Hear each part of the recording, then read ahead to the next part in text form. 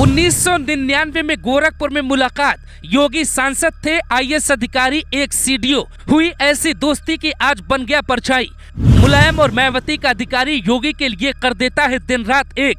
योगी ने क्यों बनाया जूनियर गृह मंत्री? डीएम हो या एसपी, हर किसी को देना होगा रिपोर्ट। प्रयागराज में योगी के साथ 24 साल पुराने दोस्त पे फिर जताया भरोसा।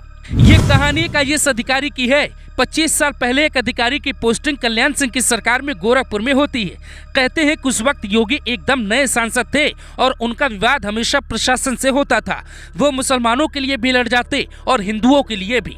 कहते हैं उसी दौरान कल्याण सिंह की सरकार ने सीडीओ बना के संजय प्रसाद को भेजा।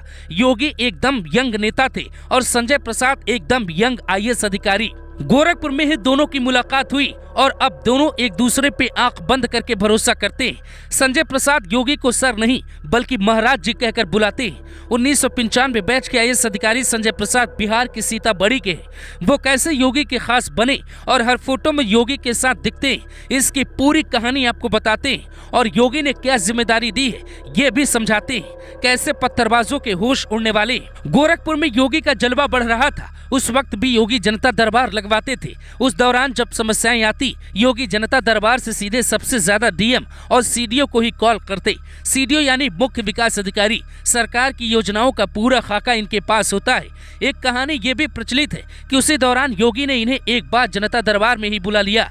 2 साल तक गोरखपुर रहने के बाद संजय प्रसाद का तबादला हो गया। हालांकि योगी जब 16 साल बाद सीएम बने तो उन्होंने अपने पुराने साथियों को बुलाना शुरू किया और अपनी सरकार में ताकतवर कुर्सी ऑफर करनी शुरू कर दी। सीएम योगी ने अपने पास गृह मंत्रालय रखा। ये सबसे जरूरी मंत्रालय कहा जाता है। जब योगी को गिरफ्तार किया गया था तब संजय प्रसाद लखीमपुर खीरी के डीएम थे और उस वक्त यूपी में मुलायम सिंह यादव की सरकार थी।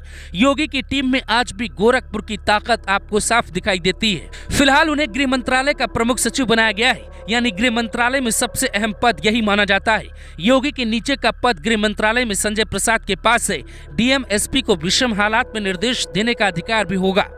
कहते हैं कि फिलहाल योगी अपनी टीम में अपने मनपसंद अधिकारियों को जिम्मेदारी देते हैं। ऐसा भी कहा जाता है कि योगी के कई खास अधिकारियों को दिल्ली के कई नेता पसंद नहीं करते हैं और कई नेताओं को तो रिटायरमेंट के बाद भी बुला लिया जाता है।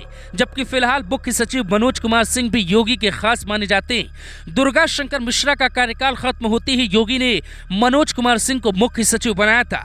मनोज कुमार सिंह की मुलाकात भी योगी से तब हुई जब वो गोरखपुर के सांसद हुआ करते थे। यही नहीं, योगी अपने हिसाब का आदमी ही पुलिस विभाग में ही चाहते, इसीलिए कैबिनेट में एक प्रस्ताव आया था जिसमें डीजीपी की कुर्सी तय करने का अधिकार योगी सरकार ने अपने पास रख लिया। इसके पहले 3 नाम यूपीएससी के पास भेजे जाते थे, वहां से तय होता था कि कौन बनेगा डीजीपी, पर अब ये कहानी भी यूपी में योगी ही तय करेंगे। प्रशांत कुमार के बाद भी जो डीजीपी बनेगा वो योगी का खास अधिकारी ही माना जाएगा। सरकार अपने मनपसंद अधिकारियों को इसलिए बैठा रही है क्योंकि योगी का कार्यक्रम बढ़ रहा है, उनके ऊपर पार्टी की जिम्मेदारी बढ़ रही है। उन्हें दिल्ली से लेकर महाराष्ट्र तक प्रचार में व्यस्त किया जा रहा है। इसीलिए जब भरोसे के आईएएस उनका विभाग संभालेंगे तो योगी राहत की सांस ले सकते हैं। संजय प्रसाद जैसे अधिकारी जो रात दिन कर सकते हैं, उनको जिम्मेदारी देना बताता है कि अब दिल्ली दरबार की ताकत लखनऊ में खत्म हो गई है। क्या होगा, कैसे होगा, क्या करना है, क्या नहीं होना है, ये सब कुछ योगी के अधिकारी तय करते हैं। वो कहानी पुरानी हो गई